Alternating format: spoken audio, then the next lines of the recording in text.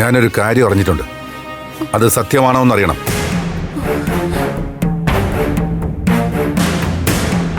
KK നായരുടെ പ്ലാന്റിന് MLA അനുമതി സർട്ടിഫിക്കറ്റ് കൊടുത്തോ?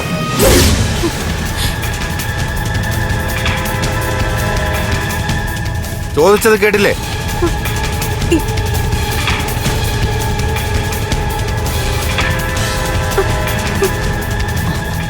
ഓരോ സ്ഥാനത്തിരിക്കുമ്പോ ചില വിട്ടുവീഴ്ചകളൊക്കെ വേണ്ടി വരും. ദേവിക ക്ഷീണിച്ചു വരികയല്ലേ, ഒന്ന് ഫ്രഷ് ആവട്ടെ. പ്രഭ, താൻ ഇതിൽ ഇടപെടരുത്.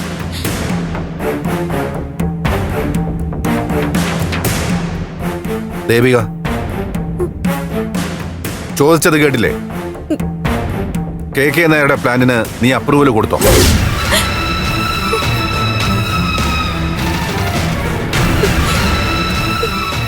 അച്ഛാ, ചില പ്രത്യേക സാഹചര്യത്തിൽ എനിക്ക് ഒപ്പിട്ട് കൊടുക്കേണ്ടി വന്നു. ഒപ്പിട്ട് കൊടുക്കേണ്ടി വന്നോ?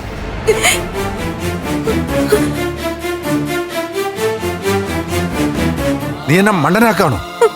അച്ഛാ, അയ്യോ, മിണ്ടരുത് നീ.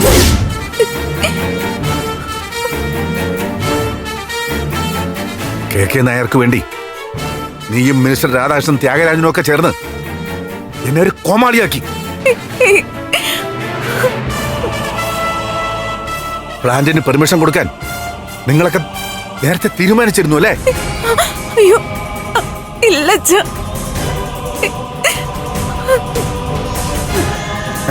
ഞാൻ ഇടയിൽ നിന്ന് വലിയ ആദർശങ്ങൾ സംസാരിച്ചു. അപ്പോ നിങ്ങളൊക്കെ ഉള്ളിച്ചിരിക്കായിരുന്നു അല്ലേ?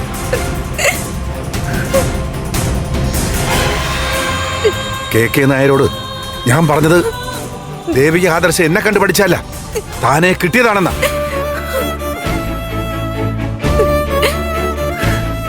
അയാളും രാധാകൃഷ്ണനൊക്കെ എന്നെ കളിയാക്കി എന്തുമാത്രം കഥകൾ ഉണ്ടാക്കിയിരിക്കുമ്പോ.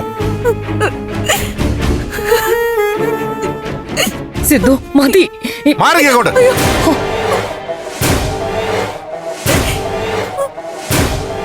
സർ, പവിത്രമായ ഭരണഘടനയിൽ തൊട്ട് നീ സത്യപ്രതിജ്ഞ ചെയ്തു. ജാതിയോ മതമോ സ്വജനപക്ഷപാതമോ ഒന്നും നടത്തില്ലെന്ന്.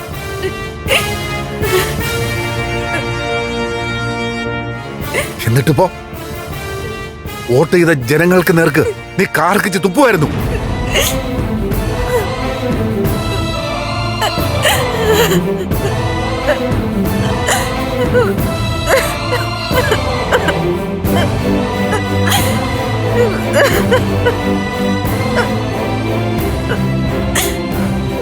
സർ, ഇത് ദേവിക സ്വയപ്പെട്ടതല്ല. ആരോ ദേവികയെ കൊണ്ടത് ചെയ്യിപ്പിച്ചതാണ്. എന്ന് വെച്ചാ തോക്ക് ചൂണ്ടി ഒപ്പിടിപ്പിച്ചെന്നാണോ? അങ്ങനെയാണെങ്കിൽ പരാതി കൊടുക്കണം.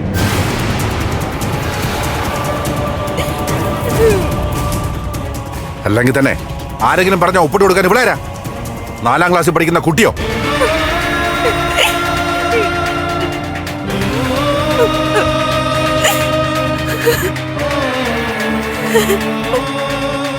ദേവിക,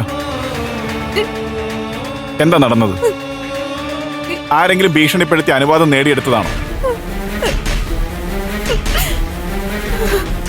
എന്താണെന്ന് പറ. ഇപ്പൊ തന്നെ DGPക്ക് റിപ്പോർട്ട് ചെയ്യാം. അതൊന്നും വേണ്ട അച്ഛാ. കണ്ടില്ലേ, അറിഞ്ഞുകൊണ്ട് തന്നെയാ എല്ലാം സംഭവിച്ചിരിക്കുന്നത്.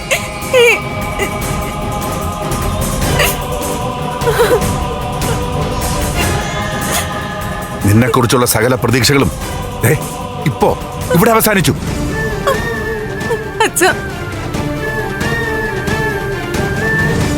നീ അഴിമതിക്കാരാണെന്ന് ഞാൻ പറയില്ല.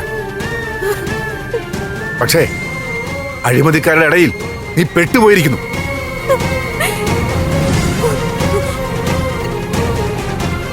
ഒന്ന് നിർത്ത്. എന്തായാലും ശരി, നന്ദന്റെ ഭാര്യയല്ലേ ഇവള്, നമ്മുടെ മോള്.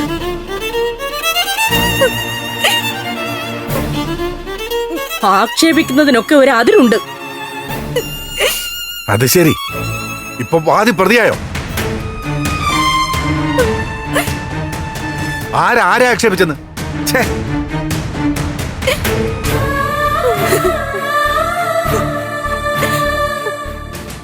അച്ഛ